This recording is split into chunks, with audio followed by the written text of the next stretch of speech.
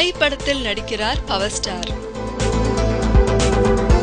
Power star doctor ஸ்ரீனிவாசனுக்கு time ரொம்பவே நல்லா இருக்குன்னு சொல்லலாம்ங்க. சந்தானமோட சேர்ந்து கண்ணா லட்டு தின்ன ஆசையா படம் சில நாட்களுக்கு முன்னாடி தான் ஒபிஷியலா லான்ச் பண்ணாங்க. சிம்பு, ஹன்சிகா, சந்தானம் நடிக்கும் பாலு படத்திலயும் ஒரு கேமியோ பண்றாரு நம்ம பவர் ஸ்டார். இப்போ அவரை பத்தின ஹாட் நியூஸ் என்னன்னு பாத்தீங்கன்னா, ஷங்கர் இயக்க போற அடுத்த படமான ஐல அவர் ஒரு ரோல் பண்றதுதான். ஷங்கர் இயக்குற ஐ படத்துல விக்ரம் ஹீரோவா நடிக்கிறாரு, ஹீரோயினா ஏமி ஜாக்சன் நடிக்கிறாங்க.